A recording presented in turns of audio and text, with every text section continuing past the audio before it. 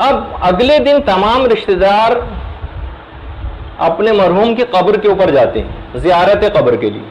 تو تھوڑا سا اس کا تذکرہ کہ اگلے دن ان جانے والوں کی کیا ذمہ داری ہے. بس ہم وہ ذمہ داری بیان کریں گے تھوڑی دیر میں، اور اس کے بعد پھر اس کی تفصیلات میں چلے جائیں گے.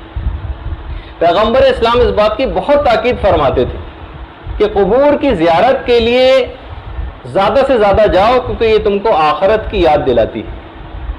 ان کو جا کر سلام کرو قبر کے مردوں کو، کیونکہ یہ تمہارے لیے درس عبرت کا باعث ہے. الخصوص اپنے والدین کی قبر کے اوپر جانا، الخصوص یا والدین میں سے کوئی ایک بھی اگر انتقال کر گیا ہو اس کی قبر پہ جانا، یہ نہ صرف کہ گناہوں کی بخشش کا باعث ہے، بلکہ فقط والدین کی قبر پر جانے کی وجہ سے ہی اس بیٹے کو صالح شمار کر لیا جاتا ہے.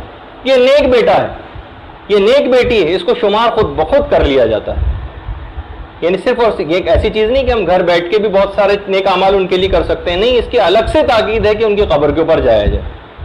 اور باقاعدہ جو دعا کسی جگہ جا کر قبول نہ ہو رہی ہو وہ اپنے والدین کی قبر پر جا کر دعا کی جائے. تو بہت ساری روایت میں اس کی بڑی تاکید آئی ہے، اور کہا یہ گیا ہے کہ والدین کی قبر پر جانے کی وجہ سے کیسی دعا کیوں نہ ہو وہ ضرور قبول ہو جاتی.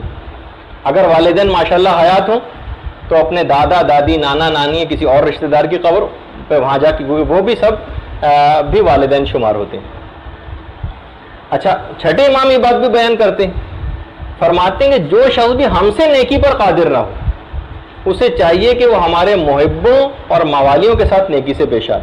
اسے بالکل وہی ثواب ملے گا جو ہمارے ساتھ نیکی کا ثواب. اچھا، جو پھر فرماتے چھٹے امام جو ہماری زیارت کی قدرت نہ رکھتا ہو، بہت سے لوگوں کے وسائل نہیں ہوتے زیارت پہ جانے کے لیے، جو ہماری زیارت پہ قدرت نہ رکھتا ہو اسے چاہیے کہ وہ ہمارے نیک اور محبوں اور موالیوں کی زیارت کرے، ہم سے محبت کرنے والوں کی زیارت کرے، ان کی قبروں پر جائے. ہماری زیارت کا خود بخود اس کو ثواب حاصل ہو جائے گا. تو اگر کوئی شخص ائمہ کے روضوں کی زیارت کے وسائل نہیں رکھتا ہے تو اسے چاہیے کہ صالح مومنین کی قبور کی زیارت کرے، اسے وہی ثواب ملے گا امام فرماتے ہیں جو کہ ہمارے روزے کی زیارت کا ثواب. اور یہاں تک یہ بات بیان کی گئی ہے کہ امام حسین علیہ الصلوۃ والسلام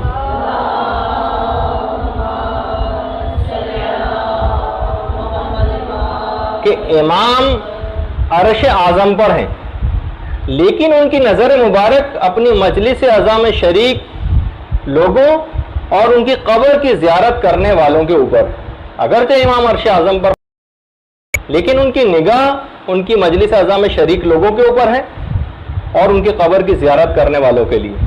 اور شہید دست غیب تو یہاں تک کہتے تھے کہ اصل میں امام حسین اور اولاد زہرا کے قبور ان کے شیعوں کے دلوں میں، کہ ادھر ان کا نام آیا اور ادھر ان کی آنکھوں میں آنسو آ جاتے ہیں. اچھا، اب ایک سوال ایک راوی نے امام سے پوچھا اور یہ دماغ میں ایک سوال بھی اٹھتا ہے. محمد ابن مسلم چھٹے امام سے پوچھتے کہ مولا جب ہم قبروں کی زیارت کے لیے جاتے ہیں تو کیا یہ جو مردے ہیں یہ اس سے باخبر ہوتے ہیں؟ کیا ان کو پتہ چلتا ہے کہ ہم ان کی زیارت کے لیے آئے ہوئے ہیں؟ امام نے فرمایا ای واللہ، ہاں خدا کی قسم، وہ اس بات انہم لیعلمون بکم، وہ اس بات سے آگاہ ہوتے ہیں کہ تم ان سے ملنے کے لیے آئے ہو. ویفرحون بکم، اور وہ اس بات سے انتہائی خوشی اور فرحت محسوس کرتے ہیں کہ تم ان سے ملنے آئے ہو. ویستانسون الیکم، اور وہ اس بات سے مانوس ہو کر خوشی حاصل کرتے ہیں، تم سے مانوس ہو کر خوشی حاصل کرتے ہیں کہ تم آئے ہو. وسائل الشیعہ میں باقاعدہ یہ روایت ہے.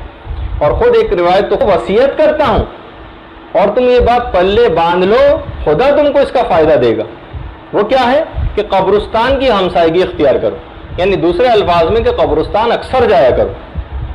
آخرت کو تم اس بہانے یاد رکھو گے، دن میں بھی چلے جایا کرو، لیکن یہ بات یاد رکھو بزر رات کو قبرستان نہ جایا کرنا. مستدرک الوسائل کے اندر روایت ہے. اس بنا پر اکثر علماء نے عام مومنین کی زیارت، قبور کی زیارت کو رات کے وقت مکروہ قرار دیا ہے، پیغمبر اسلام کی کیونکہ ممانعت تھی. البتہ معصومین کے روزوں کی زیارت وہ تو ہر وقت مستحب ہے، یعنی چاہے رات ہو چاہے دن ہو. اچھا، اب یہ سوال پیدا ہوتا ہے کیونکہ اپنے رشتہ دار کی قبر پہ جانا ہے، کب جائیں؟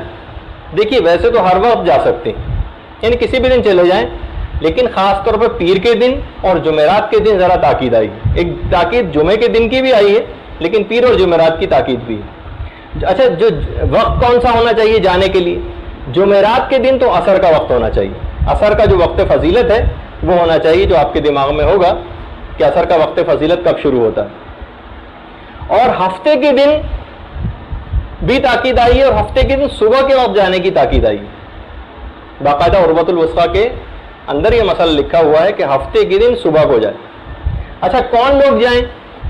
ہماری فقہ کے مطابق مرد اور عورتوں دونوں کے لیے قبرستان جانا مستحب ہے، دونوں کے لیے. البتہ عورتوں میں بس دو احتیاطیں ہیں. ایک تو یہ ہے کہ وہ بے صبری کا مظاہرہ نہ کریں، اور صبر و تحمل کا اگر مظاہرہ کریں تو پھر عورتوں کے لیے جانے کی اجازت ہے. اور دوسری چیز یہ کہ اپنے پردے اور عفت کا مکمل خیال رکھتے ہوئے جائیں.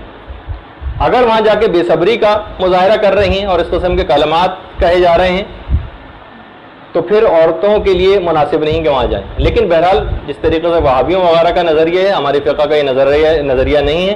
عورتوں کے لیے بھی قبرستان جانا مستحب ہے اور مردوں کے لیے بھی. اچھا قبرستان جا کر کریں کیا؟ تو سب سے پہلی تو چیز یہ ہے کہ قبرستان میں جا کر مردوں کو سلام کریں. سلام کرنے کے بھی کئی طریقے روایات میں بیان ہوئے.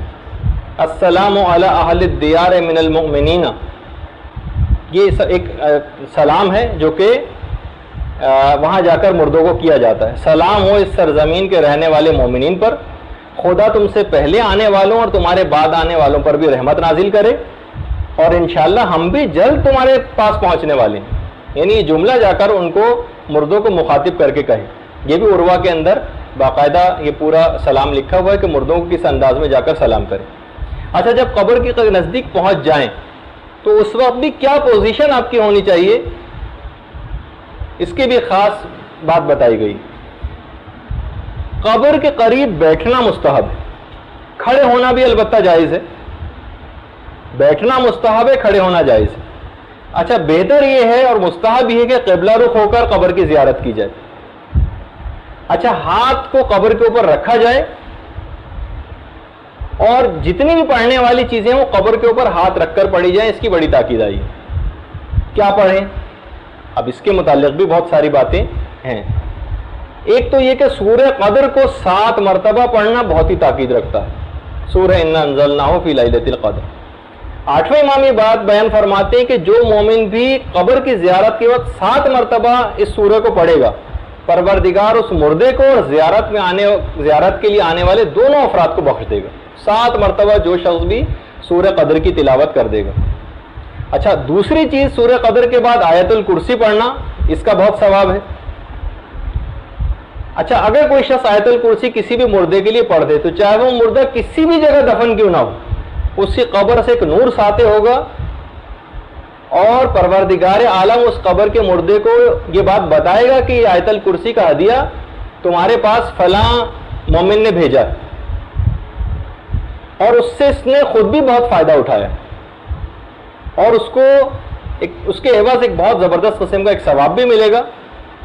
اور بلکہ یہاں تک کہا جاتا ہے کہ پڑھنے والے کو ہر حرف آیت الکرسی کے بدلے، جو کہ 75 حروف ہیں، خدا ایک فرشتے کو خلق کرے گا ہر حرف کے بدلے، اور جو کہ قیامت تک تسبیح کرتا رہے گا پروردگار کے، اس کو پڑھنے کا ثواب اس آیت الکرسی کے پڑھنے والے قاری کو ملے گا. اچھا یہ جتنی بھی چیزیں ہیں جیسے کہ ابھی میں بیان کر بھی رہا ہوں، سورہ قدر تو 7 مرتبہ پڑھنے کی بڑی تاکید آئی ہے، لیکن اس کے علاوہ جتنی چیزیں ان کو 3 دفعہ پڑھنے کی تاکید. آیت الکرسی 3 دفعہ، سورہ الحمد 3 دفعہ، اس کے علاوہ سورہ یہ جو معوذتین قل اعوذ برب الناس اور فلق، ان کو بھی 3 دفعہ پڑھنے کی تاکید ہے. سورہ یاسین کو 3 دفعہ پڑھنے کی تاکید ہے. سورہ ملک کو 3 دفعہ پڑھنے کی تاکید ہے، اور کچھ مفاتی کے اندر بھی کچھ دعائیں. علی خصوص ایک بات اور دماغ میں رہے کہ ویسے تو تمام رشتہ داروں اور احباب کو جانے کی تاکید ہے مومنین کے قبور کے اوپر، لیکن علی خصوص جو سب سے قریبی ترین دوستوں کو قبر کے اوپر ضرور جائیں. روایت میں ہے پیغمبر اسلام کی، پیغمبر فرماتے ہیں کہ سب سے زیادہ انس مردے کو اپنے قریب ترین دوست کی موجودگی سے ہوتا ہے قبر پر. تو بہرحال یہ ایک چیز دماغ میں رہے تاکہ قریبی دوست اس بات سے غافل نہ ہو. برحمتك يا أرحم الراحمين وصلى الله على محمد وآله